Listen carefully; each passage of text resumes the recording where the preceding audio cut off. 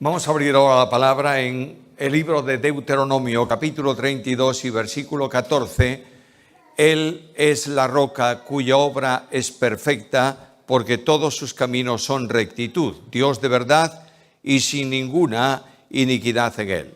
Por tanto, el escritor bíblico compara la fortaleza, grandeza y omnipotencia de Dios, comparándola, contrastándola con la omnipotencia y grandeza de los ídolos de este mundo, de los recursos humanos, para llegar a la conclusión de que solo Dios es verdaderamente omnipotente.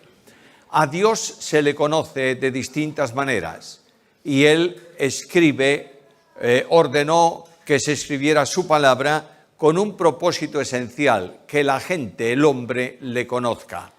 A Dios se le conoce de distintas formas, pero de una forma muy íntima y muy personal. Se le conoce por sus perfecciones y se le conoce por sus nombres. Por sus perfecciones, que se llaman atributos, conocemos cómo es Dios.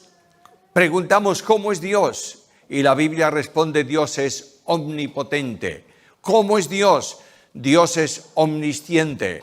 Y todas esas perfecciones de Dios nos revelan la grandeza admirable de este Dios, que es nuestro Dios personal, pero que es el Dios eterno, infinito, creador del cielo y de la tierra. A Dios se le conoce también por sus nombres. Los nombres no definen cómo es, sino quién es. Y preguntamos: ¿quién es Dios? Y la Biblia me responde: el Señor es mi pastor. Y así sucesivamente podemos entrar en el estudio, en el análisis de las perfecciones, atributos y de los nombres, para conocer mejor quién es Dios, cómo es Dios, adorarle y servirle, conscientes de que nuestro Dios es un Dios singular. No hay duda ninguna que Dios es un ser cuestionado y es un ser puesto a un lado, no solamente en el mundo en general, sino que también está desapareciendo de la predicación bíblica. He estado leyendo estos días, en el tiempo que tenía libre, un libro pequeño, pero que no tiene pérdida ninguna, que se llama La predicación de la verdad según la Biblia. Y en ese libro se nos dicen cosas muy interesantes y se nos afirma que el predicador es portavoz de Dios en la medida en que usa la palabra de Dios. Y este libro decía que la predicación consiste en presentar a Dios ante los hombres. Y si al término de la predicación el hombre no conoce un poco más de Dios, no hemos cumplido el objetivo que la predicación tiene. Por tanto, mi responsabilidad esta mañana y siempre es que vosotros podáis conocer a Dios mejor cuando terminemos esta reunión. Por tanto, hoy quiero hablaros de una de las perfecciones divinas. El primer domingo del año, cuando tuve el ministerio, hablé de la inmutabilidad de Dios, palabra un poco extraña, pero hemos visto que Dios es el mismo ayer, hoy y por los siglos, que no varía, que se mantiene siempre igual, que es fiel a sus promesas, que cumple su palabra. Hoy quiero hablaros de otra perfección, que es la omnipotencia de Dios. Como siempre, hay tres cosas que quiero mencionar en los atributos de Dios. Primeramente, la perfección en sí, ¿qué es la omnipotencia? En segundo lugar, la evidencia bíblica sobre esa perfección divina. Y finalmente, considerar la consecuencia que ese estudio, esa consideración, esa reflexión debe producir en vuestra vida y en mi vida personal. Primeramente, pues, la perfección. Cuando se define omnipotencia en general, se habla de la total capacidad de alguien para hacer todo cuanto quiere sin límite alguno. Indudablemente no hay ningún ser de la creación de Dios que pueda afirmar una cosa semejante. Nadie puede decir que Él hace todo cuanto quiere sin límite alguno, porque todos somos finitos y todos somos limitados. Pero cuando yo llevo esto a la persona admirable de nuestro Dios, creador del cielo y de la tierra, descubro que es la perfección divina por medio de la cual Dios ejecuta todo cuanto desea mediante su absoluta voluntad. Es decir, Dios determina, Dios expresa la voluntad y esa voluntad de Dios se realiza siempre, sin ningún límite posible, alcanzando todo cuanto Dios se ha propuesto alcanzar. Ahora alguien me dice todo, le diré que la única limitación a la omnipotencia de Dios está en lo que pudiera suponer un conflicto con las otras perfecciones. Por ejemplo, ¿Dios puede hacer todo? Sí, pero Dios no puede mentir. Dios puede hacer todo sin duda ninguna, pero Dios no puede pecar. Dios puede hacer todo, no hay duda que puede hacerla, pero Dios no puede cambiar. Por tanto, la omnipotencia de Dios está vinculada al resto de sus perfecciones y no hace Dios nada que pueda contradecir alguna de ellas. Por eso es necesario estudiar y conocer las perfecciones de Dios, los atributos de Dios, para conocer mejor las acciones omnipotentes de Dios. La Biblia habla permanentemente a lo largo de toda ella de la omnipotencia divina. La realidad de su poder está expresado en muchos textos de la Escritura. Seleccionemos solamente uno de ellos. En Job capítulo 9 y versículo 12, leo en la Nueva Versión Internacional y dice de esta manera: si de algo se adueñara, es un condicional, no dice que Dios se adueña de algo, pero si se adueñara de algo, ¿quién le hará desistir? La afirmación del salmista es muy paralela a esto, y el escritor dice así: nuestro Dios está en los cielos, todo lo que quiso lo ha hecho. Salmo 115, versículo 3.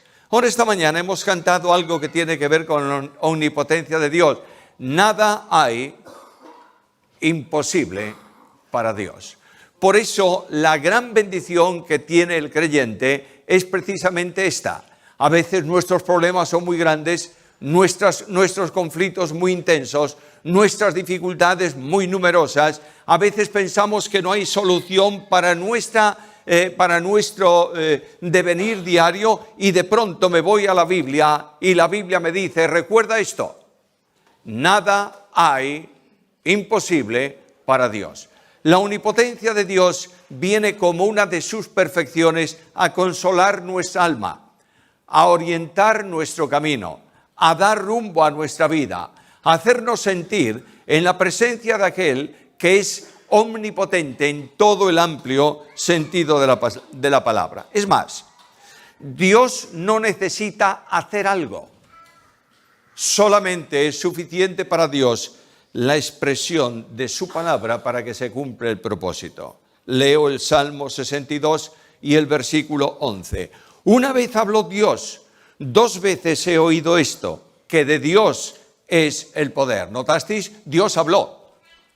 Y cuando dice he oído esto 2 veces, está hablando de un superlativo. Por tanto, el Dios de la Biblia habla una sola vez y es como si reiterase esa misma instrucción varias veces. Todo cuanto Él dice se ejecuta y se hace. Ahora quiero recordaros que Dios es fiel. ¿Lo creéis? Dios es fiel.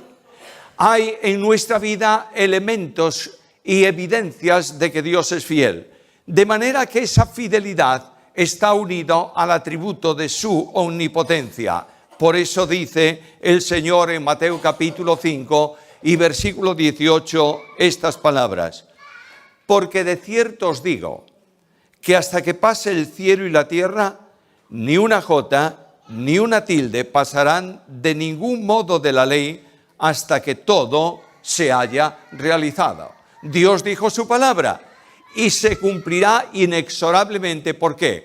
Porque no solamente la dijo Dios, sino que la hace omnipotente porque expresa su determinación personal. Cristo nos hace pensar y reflexionar en algo. El cielo y la tierra pasarán, pero mis palabras no pasarán. ¿Cómo me condiciona este versículo últimamente? Cada vez que tengo el privilegio de ministrar la palabra de Dios delante de mucha o de poca gente, este versículo marca inexorablemente mi punto de orientación. No es mi palabra la que Dios bendice, es su palabra. Y lamentablemente en el mundo evangélico de hoy, la palabra de Dios está siendo colocada un tanto a un lado para usarla como instrumento al servicio del predicador.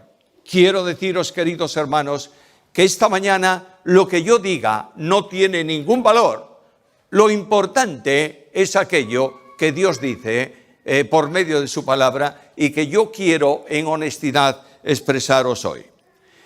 El Dios de la Biblia ejecuta sus planes, los lleva a cabo porque es omnipotente. Mira el alcance del poder de Dios. Daniel capítulo 4, versículo 35. Todos los habitantes de la tierra son considerados ante él como nada, y él hace lo que le place con el ejército del cielo y con los habitantes de la tierra, y no hay quien detenga su mano y le diga, ¿qué estás haciendo? Dios es el soberano que impone su determinación a las criaturas del mundo, a los hombres limitados como somos, y también a los ángeles. Es más, la ejecución de todos sus planes es una realidad que la historia de la humanidad pone de manifiesto. Leo el Salmo 33 y el versículo 11. El consejo de Jehová permanecerá para siempre, los designios de su corazón por todas las generaciones. Miramos nuestro entorno y sentimos, humanamente hablando, desde el punto de vista del hombre, una profunda conmoción cada día. ¿Qué va a pasar mañana? Los conflictos de las naciones, los problemas sociales, las enfermedades están condicionando el pensamiento del hombre y orientándolo hacia el poder del hombre, a ver cómo el hombre puede solucionar esto.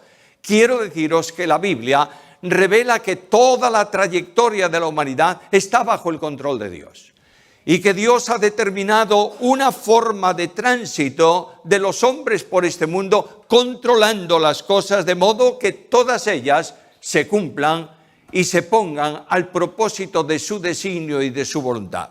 No hace falta que vayamos mucho a la profecía, tan solo una referencia. Voy a la carta segunda a Tesalonicenses y cuando abro esa carta hay un problema en aquella iglesia que tiene que ver con la venida del Señor, con el tiempo de la tribulación, con el hombre de pecado, todo eso que a veces escapa al control de nuestra mente porque para algunos, y no hay duda que es así, son asuntos un tanto elevados. Pero quiero deciros algo muy simple, muy sencillo, que todos podemos entender. Cuando Satanás, el primer pecador de la creación de Dios, se levanta contra Dios, determina colocar su trono de gobierno, al lado del trono de Dios. Y dice que los ángeles le servirían a él, un gobierno paralelo al de Dios. Dios, ocúpate de tus cosas, yo de las mías. Y el Dios omnipotente, soberano, discierne el pensamiento del corazón de Satanás. Sin que él hubiera hecho todavía nada, ya lo conoce, lo destituye de su ministerio, lo arroja a la tierra y Satanás viene con un propósito específico al mundo de los hombres. Producir una sociedad contraria a la voluntad de Dios. Un sistema religioso absolutamente diferente al que Dios establece y colocar a Dios a un lado y los hombres iniciar y que los hombres inicien un camino diferente a la voluntad de Dios y al pensamiento de Dios. Y este propósito suyo tiene un objetivo final: colocar a un hombre en el trono que corresponde a Dios para que el mundo le adore. Y la Biblia me dice que Dios ha estado controlando desde el principio esto.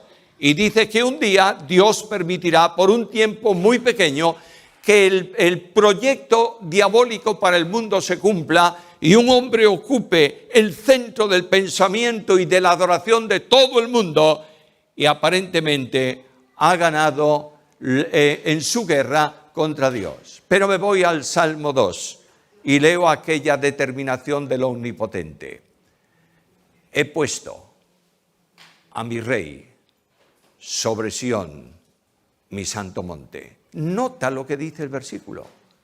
Yo hubiera dicho ese versículo de otra manera. Pondré un día a mi rey sobre Sión. Pero el versículo habla de un tiempo pasado. ¿Por qué? Porque Dios ha determinado que eso sea así y simplemente por el hecho de que Él lo determinó, el Salmo lo da como algo cumplido. Un día el Señor, Rey de reyes y Señor de señores, vendrá a este mundo. Eliminará toda la resistencia de los hombres contra Dios. Se sentará en el trono de Dios en la tierra para gobernar la tierra por un tiempo y nosotros reinaremos también con él. ¿Cuánta importancia tiene este atributo? ¿Cómo es posible que un programa como este esté detenido?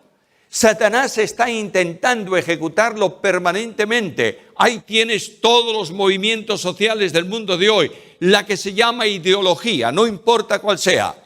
Todo ese asunto es contrario absolutamente a la voluntad de Dios. Y el hombre piensa que va a conseguir su propósito definitivamente. ¿Sabes qué dice el Salmo? El que está en los cielos se reirá.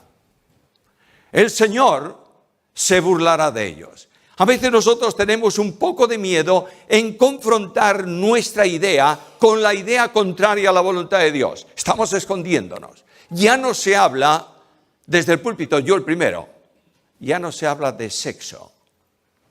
¿De qué hablamos? De género. Quiero deciros, queridos hermanos, que el programa diabólico ataca permanentemente y de forma especial el ministerio de la Iglesia.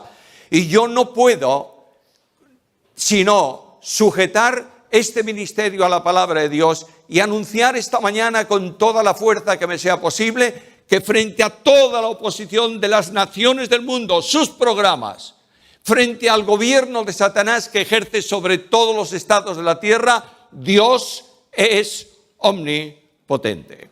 Y esta es la gran bendición que podemos sentir, experimentar en esta mañana cada uno de nosotros. En segundo lugar, ¿cuál es la evidencia de esa omnipotencia? Abro mi Biblia. Si yo quiero estudiar algo, una doctrina bíblica, hoy las tenemos sistematizadas, ¿verdad? Bueno, vamos a estudiar doctrina de la Iglesia y habitualmente se empieza por Hechos capítulo 2. Bueno, está muy bien. Pero para poder sistematizar una verdad bíblica tengo que leer la Biblia. ¿Cuánto de la Biblia? Toda la Biblia. Quiero demostrar a la luz de la Biblia que Dios es omnipotente. ¿Por dónde empiezo? Génesis capítulo 1, versículo 1. ¿Y por dónde termino? Apocalipsis capítulo 2, versículo 21. Y abro la Biblia y descubro la omnipotencia de Dios en la creación. Escucha la palabra o léela, ábrela si tienes la Biblia ahí a mano y verás que dice la Biblia que en el principio, es decir, cuando nada existía, Dios creó los cielos y la tierra. Y de pronto me da la descripción de cómo hizo Dios para crear. Y no hay duda ninguna que nos gustaría que Dios estuviese sudando para poder traer a la existencia el universo. ¿Qué es lo que hizo Dios? Abro la Biblia, sigo leyendo y leo estas palabras.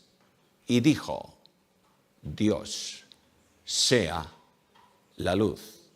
Y fue la luz. Solamente su palabra.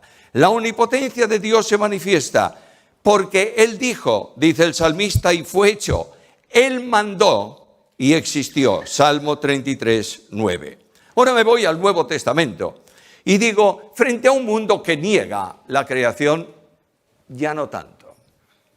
Si tú observas un poco el mundo científico, yo tengo personas que leen asuntos científicos. Entre nosotros esta mañana me pueden rectificar si no es así. Desde aquella historia de la evolución darwinista hasta el Big Bang ha avanzado mucho la ciencia. Y hoy en día ya se está hablando de creación inteligente. Y no estoy hablando de cristianos evangélicos, estoy hablando de científicos. Hace un tiempo se ha inaugurado, creo que es en Suiza, el acelerador de partículas. Sabéis lo que es eso, ¿verdad? Los científicos estaban tratando de encontrar el chispazo de luz inicial del universo. Se habla de ese acelerador hoy. Ha sido la inversión más ruinosa que los científicos han realizado. Pero voy a mi Biblia y leo esto. En el principio Dios creó. Y salto en el tiempo. Y voy a un libro del Nuevo Testamento, escrito para creyentes, y leo estas palabras. Por la fe entendemos. No creemos, entendemos que el universo fue totalmente organizado por la palabra de Dios, de modo que lo que se ve fue hecho de lo que no se veía. Bueno, tenemos que tener un tanto de cuidado con esta última parte del versículo, porque algunos dicen, ¿ves? Había algo que no se veía y Dios usó eso para crearlo. Bueno, algunos te hablarán del Big Bang. Yo no tengo ni idea de eso. Dios me libre de meterme en un tema que no conozco. Pero voy a aceptarlo. ¿Puedo aceptarlo esta mañana? Sí, lo voy a aceptar. Todo cuanto hay se produjo por una explosión cósmica de una materia comprimida de tal manera que detona. Bueno, dicen los científicos. ¿Quién puso la materia ahí? Porque nada es eterno. Por tanto, detrás de cualquier proceso, no me importa cuál sea, hay una figura. Y esa figura es Dios mismo. Y yo creo, entiendo, discierno, comprendo que el universo fue enteramente creado por la omnipotente palabra de Dios. Pero no solamente lo creo, porque una cosa que tú pones en marcha, tarde o temprano se deteriora y para. El otro día salí para aquí para saludar a los pastores el miércoles pasado y salí de casa y dije, es temprano, 10:10. Y llegué y fuimos a tomar un café juntos. Yo dije, bueno, es temprano, 10:10. Sin darme cuenta, ¿sabe lo que había pasado? El reloj lo tenía sin pila, estaba parado, siempre era temprano para mí. Ese reloj, construido con toda la ciencia humana, ¿por qué se para? Bueno, se para porque es un elemento construido por el hombre. Yo miro todo el universo y descubro que el Dios de la omnipotencia ha provisto de todos los recursos, de los más elementales hasta los más grandes, para sustentar armónicamente todo cuanto Él hizo. Escucha el libro de Job, capítulo 8, versículo 11. ¿Crece el junco sin lodo? No. ¿Crece el prado sin agua? No. El Dios que crea el junco le da los materiales suficientes para que pueda alimentarse y seguir adelante. Y el Dios que crea la hierba le da el alimento, los nutrientes por el agua para que pueda mantenerse. Es más, me voy a la Biblia. Sigo preguntando, ¿es posible esta omnipotencia conservadora de Dios? Y me voy al Salmo 104, versículo 30. Y en ese versículo leo estas palabras. Habla de los animales, de la vida aquí en la tierra, y dice, le quitas el aliento, el hálito, y mueren. ¿Qué más? Envías tu espíritu y renuevas la faz de la tierra. De manera que el Dios de la Biblia está no solamente en el poder creador, sino en el poder conservador. ¿Y cómo conserva? De la misma manera que crea. Voy a Hebreos capítulo 1 y versículo 3, y allí me dice que todo el universo fue creado y conservado por su palabra. El Dios de la Biblia ha dicho un día, sea el día y la noche, el verano y el invierno, el calor y el frío, la sementera y la siega. Y desde que Dios dijo eso, esto se produce inexorablemente a lo largo de la historia de la humanidad. La precisión de los astros conmociona. Tenía un amigo, muy amigo mío, algunos de aquí lo conocen, se llamaba Jesús Rico. Yo no sé si todos conocisteis o algunos de los mayores, sí. Vivía en Cangas, este era un científico. Científico, y como científico un hombre un tanto extraño en algunas cosas.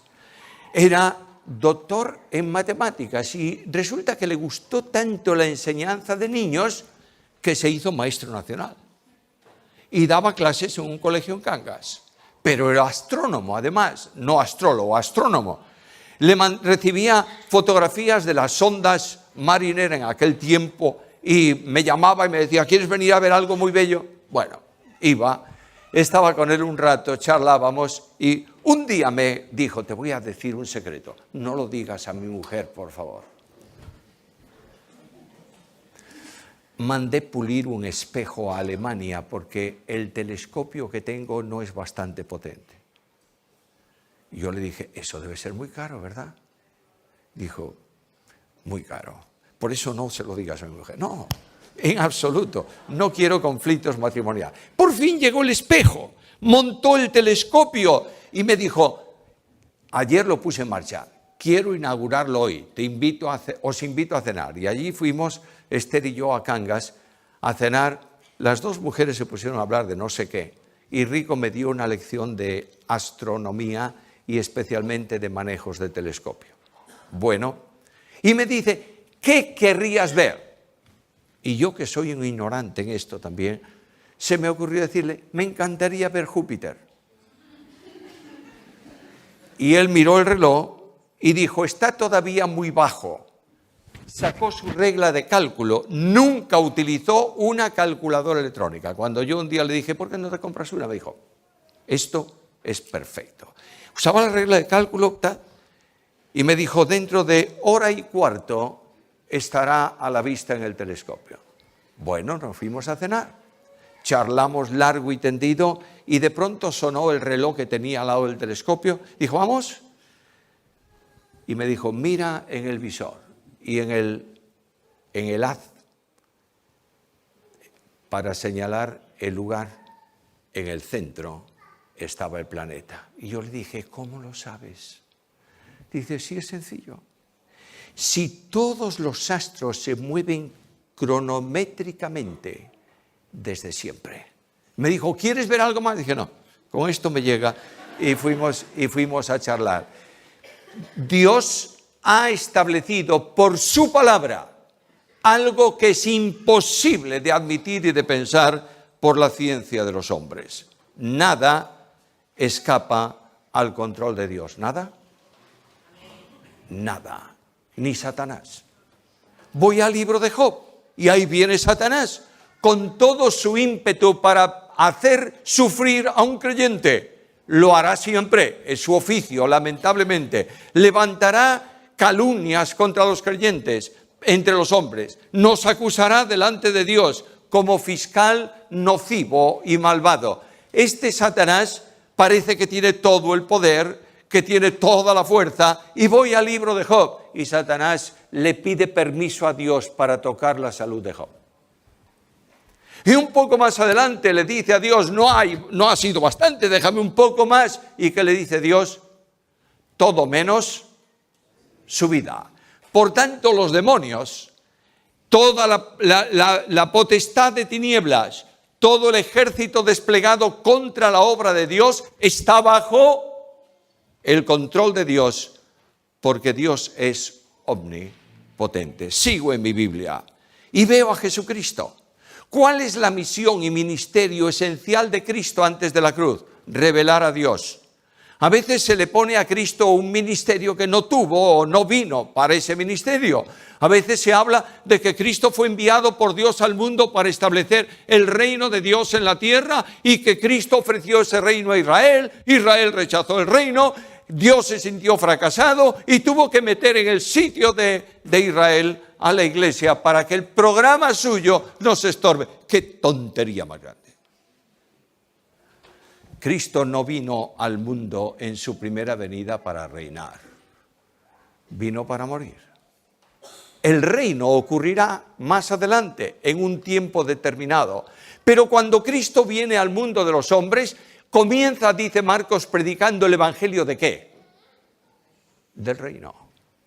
Cristo viene para revelar, para manifestar, para poner delante de los hombres la realidad de Dios. El Dios de muchos de los hombres de su tiempo era el Dios de la religión, de prácticas, de normas, de conductas, de formas, de hipocresía. Cristo viene para poner delante de los hombres la gloriosa realidad de la dimensión admirable del Dios eterno y para que los hombres que no pueden ver a Dios, que es espíritu directamente, lo vean por medio de la naturaleza humana de nuestro Señor Jesucristo. Y veo al Señor Jesús.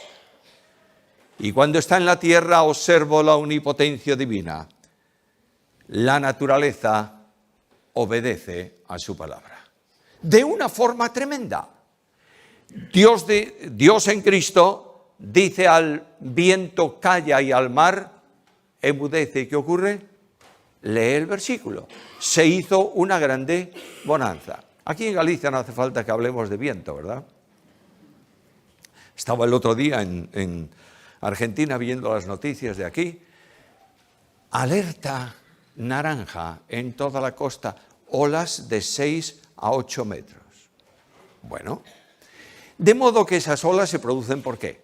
Bueno, por el viento, eso lo sabemos todos.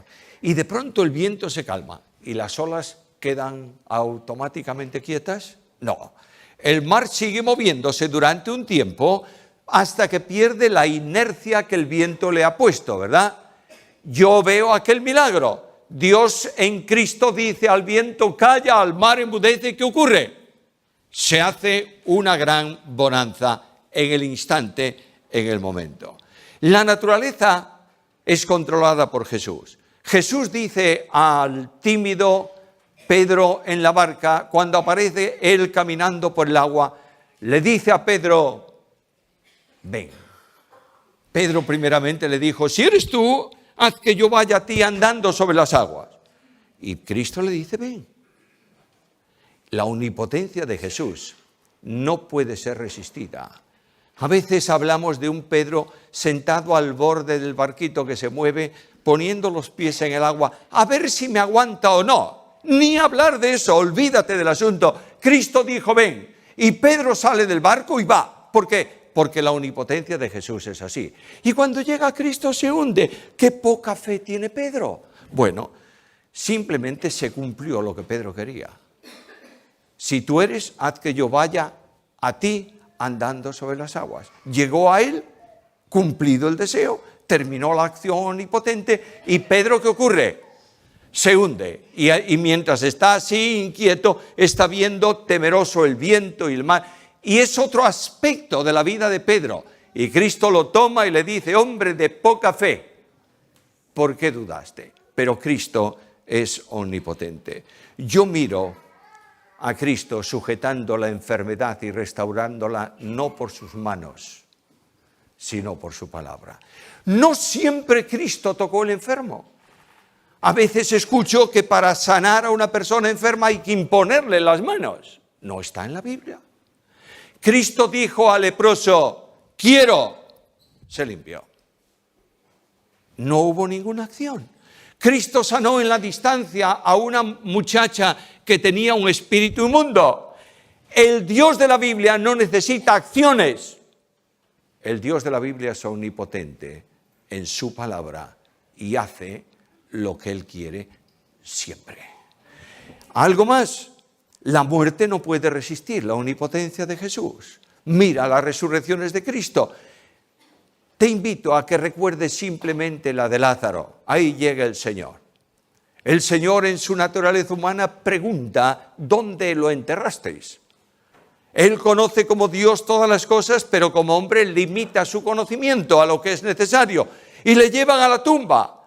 Y Cristo le dice, abrid la tumba. Y la hermana de Lázaro le dice, Señor, ya huele, es de 4 días. Y cuando la tumba se abre, Jesús no entra para tomar a Lázaro de la mano. Desde donde está, dice Lázaro, ven fuera. Y el que estaba dentro apareció fuera. Y es cuando Cristo dice, ahora desatadle, ¿para qué? Para que pueda caminar, para que se pueda marchar. El gran milagro del autor de la vida, restaurando la vida a una persona que había muerto. Y yo miro a Jesús y digo, verdaderamente Dios es omnipotente. Pero algo más. Dios me conduce a la acción más poderosa que ha realizado Dios nunca jamás. Más poderosa que la creación del cielo y de la tierra. Y me lleva a la cruz del Calvario para hablarme de la evidencia de su poder. Pablo en Romanos habla del Evangelio y dice que el Evangelio es poder de Dios para salvación a todo aquel que cree. Y yo me acerco a la cruz. O en torno a la cruz. Los ángeles guardan silencio. El sol se apaga. Cristo no dice una palabra. Las huestes de maldad están atentas al suceso más extraordinario de la historia. y el Señor de señores, cargado con mi pecado, muere ocupando mi lugar. Y ese admirable Dios que guarda silencio es llevado a la experiencia más impresionante que puede alguno imaginarse, el desamparo del Padre. Hay un himno que cantamos, hace muchos años se cantaba, que dice: Dios mismo te desamparó para ampararme a mí. Por tu dolor, Jesús, Señor, no hay ira para mí. Y en esa cruz del Calvario se produce la obra admirable de la redención del mundo. Dios paga el precio de mi pecado, cargando la deuda sobre su inocente Hijo Jesús, para que yo, por fe en Cristo, tenga perdón de pecados y vida eterna. ¿Y cuál es la omnipotencia? Las huestes de maldad, carceleros por siglos de la humanidad. Aquel que nunca quiso abrir la cárcel, como dice el profeta, a los prisioneros, de pronto es despojado de la autoridad legal que tiene contra el hombre, porque Dios tomó la sentencia del pecado en el acta que nos era contraria y la clavó con Cristo en la cruz. Y ya no hay deuda que pagar, y ya no hay acta acusadora, y ya no hay reclamación de muerte eterna, porque los principados y potestades, todas las huestes de maldad, han sido, como dice Pablo en Colosenses, capítulo 2 y versículo 15, exhibidas a vergüenza pública en la cruz, triunfando sobre ellas. ¡Qué maravilla! La omnipotencia de Dios. ¿Algo más? Claro. Dios no hizo la obra de la cruz para poder perdonar mis pecados, solo. Dios hizo la obra de la cruz para transformar al pecador, para regenerar al hombre, para cambiar el corazón arruinado y orientado al mal, para generar en el hombre una nueva situación en relación con Dios, para darle poder victorioso por su espíritu para vencer el pecado, para que camine por sendas de justicia, por amor de su nombre. Y cuando una persona cree, y este es el Evangelio de la gracia, no solamente anuncio hoy un evangelio de perdón de pecados y de esperanza de vida, anuncio un evangelio de regeneración. Que la persona que cree en Cristo es cambiada por el poder de Cristo o no ha creído en Cristo. ¿Es verdad que tenemos nuestros fallos? Claro que sí. ¿Es verdad que caemos en el pecado muchas veces? Por supuesto que sí. ¿Es disculpable eso? No, por supuesto. Pero yo tengo mi conciencia personal de que todos los días necesito ir a la presencia de Dios y decirle: Señor Jesús, he hecho lo que tú no quieres que haga. Y tengo que confesar. Pero lo que sí sé es que aquel que estaba orientado de continuo al mal, ahora es orientado a vivir conforme a la voluntad de Dios. Que aquel que estaba practicando el pecado degradadamente está reorientado ahora a una vida de santidad. Que aquel que tenía ilusión en asuntos perniciosos es transformado en una vida de bondad que busca solo la gloria de Dios. ¿Lo entiendes? Este es el poder omnipotente de Dios que hace libres a los que éramos esclavos. Algo más, permíteme decir una sola cosa más en este punto y voy a terminar. El poder de Dios está permitiendo una gloriosa realidad esta mañana aquí en este lugar.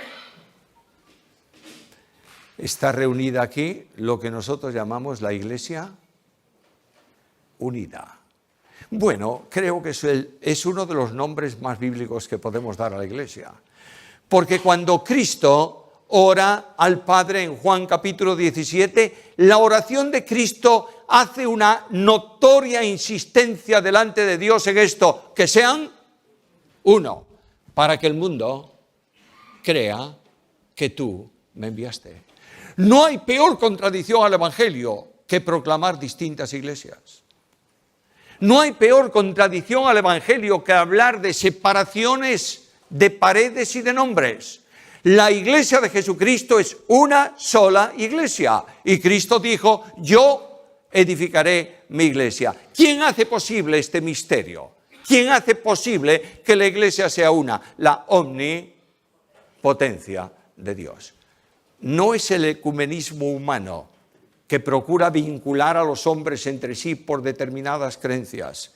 Es el Espíritu Santo de Dios que une a los hombres en Cristo.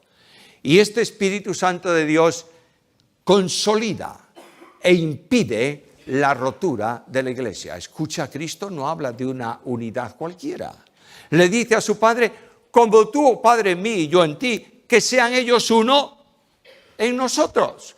Por tanto, lo que está diciendo Cristo es traslademos a esta Iglesia la unidad intratrinitaria, para que como nosotros no podemos separarnos, porque tenemos una sola vida, ellos no puedan separarse porque están en nosotros. Bueno, podemos luchar contra la unidad, pero la unidad está definitivamente hecha.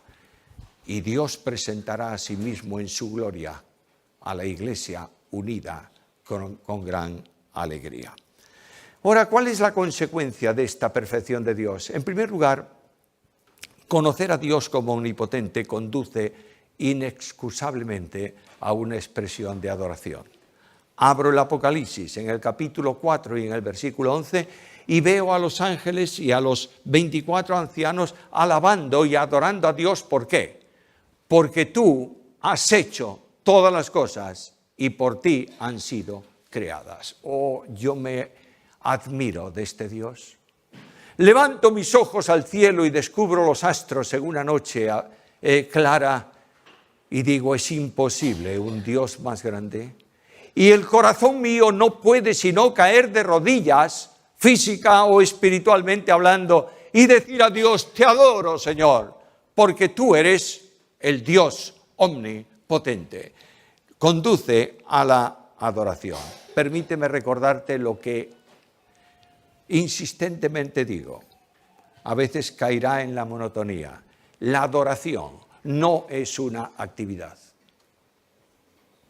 Es una actitud.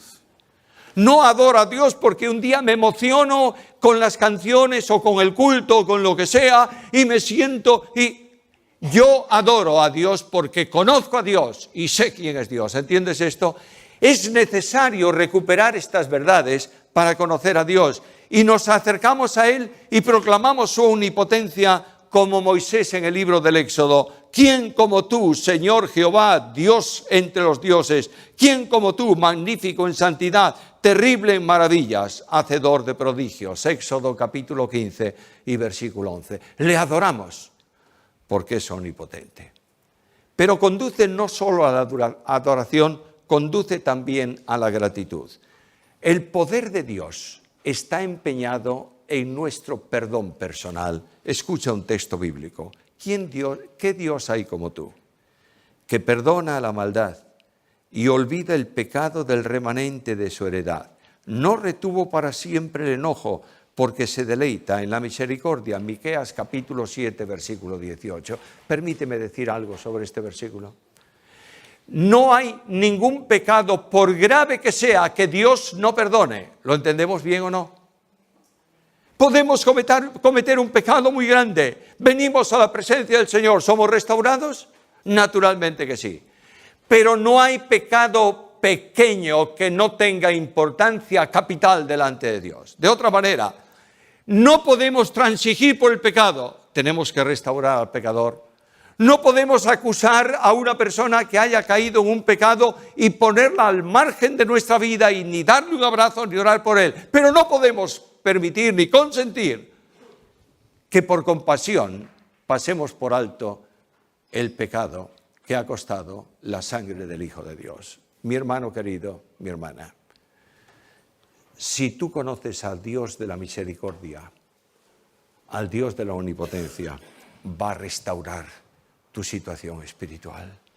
No tienes mayor necesidad que acudir a su presencia y decirle, Señor, perdóname. Y el Señor te va a ayudar, porque el perdón divino es generoso. Mira el Salmo 103. Él perdona todas nuestras iniquidades.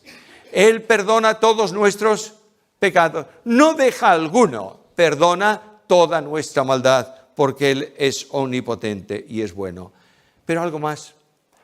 A veces pedimos perdón y decimos, Señor, te he pedido perdón por esto mismo hace una semana y he vuelto a caer. Señor, es que no tengo fuerzas para superar esta situación. Escucha lo que te dice esta mañana el Dios de la omnipotencia. Él proveerá de fuerzas de modo que te rejuvenezcas como las alas del águila, para que puedas alcanzar cotas celestiales. Me entusiasma esa imagen del águila.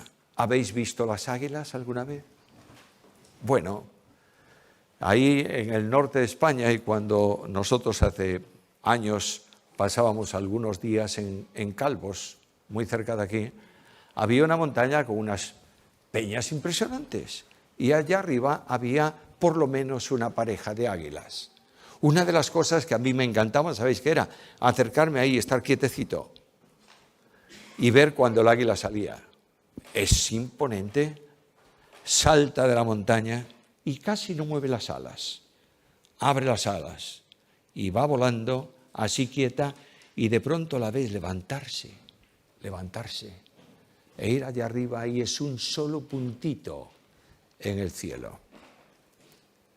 Cuando Dios restaura nuestras fuerzas y nos da fuerzas como el águila, es para que podamos dejar el contacto del mundo y subir más cerca del sol de justicia que es Jesús. Y esta es la gran bendición que yo tengo esta mañana para mi vida y que quiero que cada uno sienta también entre vosotros. La omnipotencia de Dios produce paz y descanso. ¿Sabes por qué? Porque no solamente Dios está a nuestro favor, es que Dios está por nosotros. Romanos capítulo 8, versículo 31. Y la compañía de Dios es realidad en cada momento a nuestro lado. Escucha la promesa de Jesús. Yo estoy con vosotros, ¿cuánto? Todos los días hasta el fin del mundo. Y tú estás enfermo. Y sientes que la mano de Dios mulle, como dice el Salmo, tu almohada en la enfermedad. Y tú estás angustiado.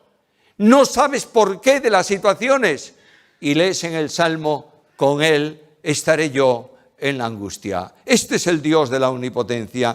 Y el poder de Dios es manifestado. Y no hay nada difícil para Él. ¿Sabes cuál es la expresión de confianza suprema del creyente frente a la omnipotencia de Dios? Todo lo puedo en Cristo que me fortalece. ¿Cuánta paz me da esta verdad? Es más, el profeta dice que tú conservarás en perfecta paz aquel cuyo pensamiento en ti persevera, porque en ti ha confiado. Es probable que haya esta mañana alguna persona, especialmente compañeros de ministerio, que son acusados injustamente. ¿Cuál es la solución para esa experiencia? Por experiencia personal difícil, dolorosa, yo diría angustiosa. Escucho, abro la Biblia y escucho a Dios. Capítulo 54 de Isaías, versículos 8 y 9. Capítulo 50, versículos 8 y 9. Cercano está de mí el que me salva. ¿Quién contenderá conmigo? Juntémonos. ¿Quién es el adversario de mi causa? Acérquese a mí. He aquí que Jehová el Señor me ayudará. ¿Quién hay que me condene? He aquí que todos ellos envejecerán como ropa de vestir y serán comidos por la justicia. No hay nadie que pueda acusar injustamente, verdaderamente a un siervo de Dios. ¿Algo más? Y cuando te encuentres sin recursos para seguir adelante, ¿lo has experimentado alguna vez? ¿Has sentido que tus fuerzas han caído de tal manera que no eres capaz de dar un paso más en la carrera cristiana? Escucha la promesa de Dios, versículo 10. ¿Quién hay entre vosotros que teme a Jehová? El que anda en tinieblas y carece de luz, confíe en Jehová y apóyese en su Dios. Y Él te lleva en triunfo siempre. Ahora, algunas veces procurarán destruir tu imagen en el ministerio. Escucha al Omnipotente. Capítulo 54, versículos 15 al 17, y termino. si alguno conspirare contra ti, lo hará sin mí. El que contra ti conspirare, delante de ti caerá. Ningún arma forjada contra ti prosperará y condenarás toda lengua que se levante contra ti en juicio. Escucha esta promesa, por favor. Muchas veces alentamos y animamos al pueblo de Dios en general.